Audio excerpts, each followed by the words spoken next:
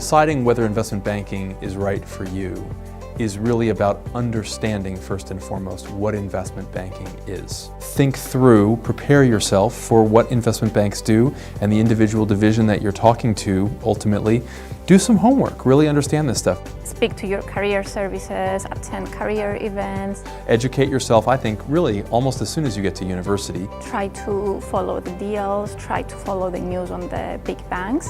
And of course, if you see from the preliminary research that it's something that would be of interest to you, start looking into the possibility of obtaining an internship within an investment bank. Landing an internship is not just a great way of positioning yourself to get a job, and I think pragmatically that may be how people really do think about it. How do I increase my odds of getting a position down the road? And that's fair and understandable, but really I think of it a bit like dating, right? It allows you to test drive us, and we can test drive you before we get married and we sign on the dotted line. We're looking for people who are really thoughtful, right? Who have a creative way of thinking, like to approach problems from a different angle, like to come up with really interesting questions, and then like to really go and get those questions answered. One thing to keep in mind is that you should not just focus on your academic achievements, because it's one part of the equation, but it's not the whole equation.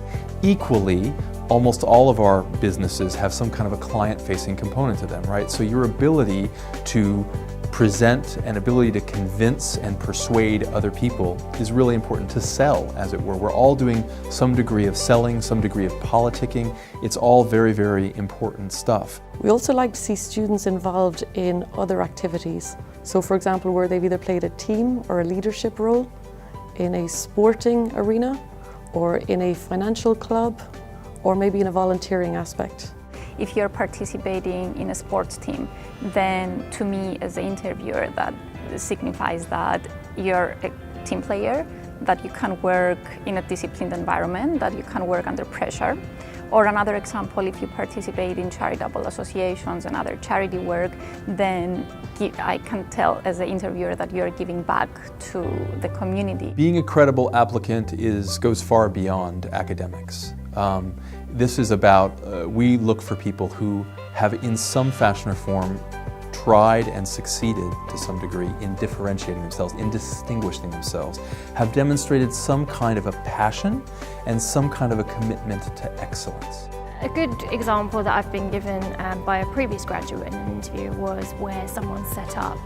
It was something simple. It was a cricket team that they set up. They didn't have one in their local community, but this individual really described it well as to how they did it. So one simple example of starting up a new cricket team actually displayed problem solving, communication, teamwork, all in an example which may have not been used in an interview had that interviewee not connected the dots. And then finally, from a broad perspective, we're looking for people who can get along with others.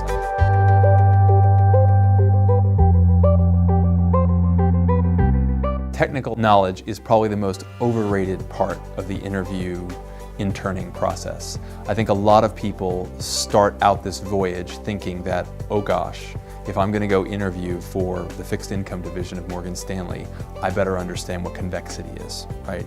And I think, in my own experience, that couldn't be farther from the truth. During interviews, we won't ask complicated and difficult finance questions, but at the same time, we do want to see candidates demonstrating their interest in finance and in the economy. So a very important aspect would be to be able to talk about the global economy and the trends in the global economy. That's why preparation there is key, and following the news on a daily basis is very, very important. One of the questions I commonly ask in an interview is, do you understand our business? Do you understand how we in this department contribute to Morgan Stanley? How do we make money? Why do we exist? It's important to be able, I think, to be able to answer a question like that so you understand the context in which you're entering. When you come into the interview room, don't forget to shake your interviewer's hand, and similarly when you leave, do the same.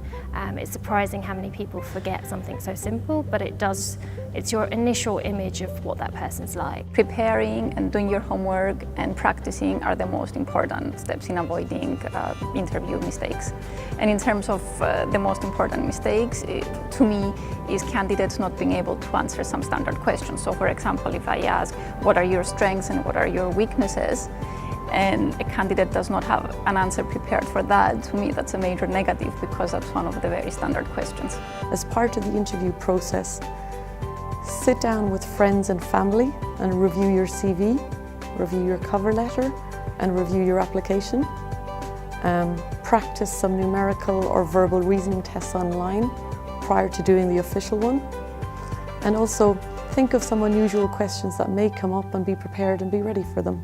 Investment banking is a very rewarding career and it's very interesting and exciting, but at the same time it's not for everyone because it's a very demanding career and it requires a lot of commitment. Remember that you're not just trying to get a job.